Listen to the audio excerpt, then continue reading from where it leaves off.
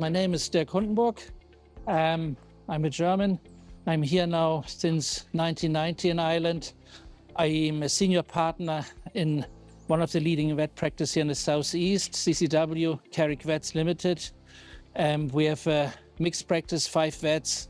We do mainly large animal work.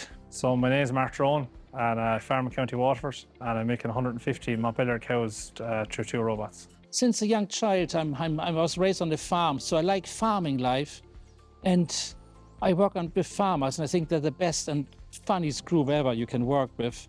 And it's a great challenge. You have to work with your hands, and as well you do problem solving, and I like that mixture. I have a real passion for animals and for my work. And I like people as well. You must like people as well, and I enjoy working with farmers. I suppose the lifestyle is the most rewarding part. Outdoors, and probably the fact that it's not such a routine. There's a bit of variety to it. It's a different challenge every day. Boy, that's a hard question, because first I would say you have to do everything right as a farmer. Calf rearing, it starts with dry cow management, milk fever prevention, the proper calving house. So it's very important that all things come together on a farm.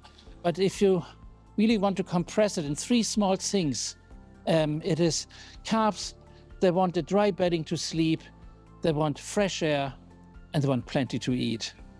And then that will be fine. I suppose cleanliness, having a good routine, and observing things that you see a problem before it might arise. The most practical tip is the first meal in the life of a calf, the colostrum. Make sure that every calf gets colostrum. The 1-2-3 rule is absolutely essential, that you should feed calves within the first year, first hour of their life. Should feed at least 3 liters, right? That is the most important thing in my opinion, right? But all the other small things have to be right as well. Probably the importance of a thermometer and to have one on you at all times. Calves maybe don't show temperature maybe as easily as you might think. And it could be a problem that you won't observe. So yeah, it's probably that. I have a good old friend, he's a teacher, he's now retired. And he told me once, Dirk, he said to me, never miss an opportunity to shut up. What it means is stop talking, start listening. And that's something what we all have to learn more to understand each other. Start listening, right? And stop talking too much. It's the basis of the herd. Everything stems from there. And it's probably the satisfaction of rearing calves. It's probably the most satisfying job on the farm. I don't do podcasts, unfortunately, but there's 2 books I would definitely say you have to deal with. That's on a veterinary base, the veterinary work manual. It's fantastic. It's much better than any Google search engine. Every vet should have one. And the second one, that sounds a little bit weird, is I think that everybody should get a relationship with the Bible as well, because I realize now in my old age that our life is terminal, so will end. So try to read that as well. There's so much wisdom in that. I suppose the biggest thing is to realize there's other things in life than farming, and it's to get away from the farm. So it's a day's work, and then remove yourself from it a little bit.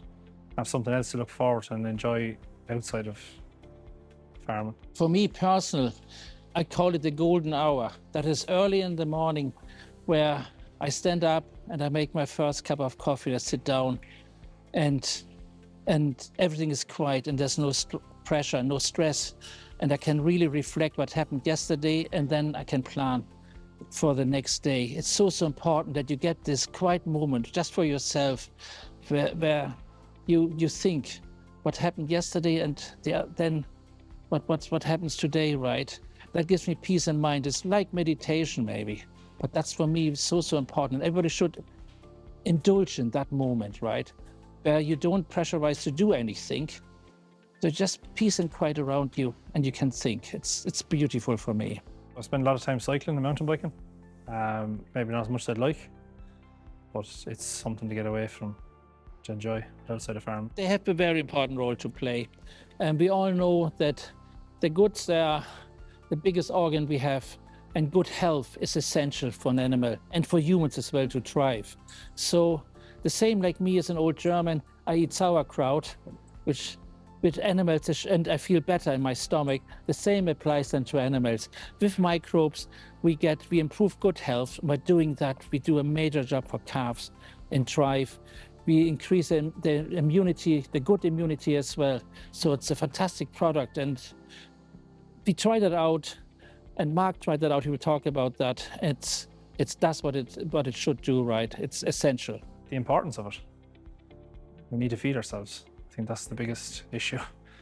There's lots of other smaller things, but in the grand scheme of things, that's the most important. People don't seem to understand where the food comes from. There are so many little moments and so many funny Genomic, and it's hard for me to focus. But I mean, as I start working here, I did with the late Brendan Welch, I did a cesarean for 2 bachelor farmers, and it was the middle of the summer. We didn't have no place to put our instruments, so we put him on the donkey cart. The donkey was still on it. So we did that section, or tried to do the section on this wild heifer, and the donkey looked at us. The donkey got nervous, so she ran away with the donkey cart, with the instruments, and we had to chase over the fields that donkey to get our instruments back. That is one, but every vet can tell so many little stories. So that's just a small one. I suppose the biggest part is have a plan and know when to ring the vet. When to involve them. Yeah. Well, first of all, we share information, and that's important. I see my rule on the farm, not just treating sick animals, because the sick animals means that something is already wrong and we made a mistake in the past.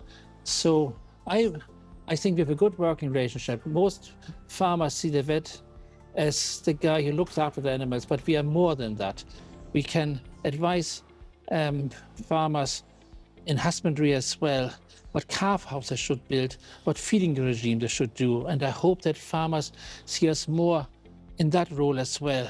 We can do more than inject a calf against pneumonia. We can do more than drip a calf with scour. That is important, but we want to prevent that.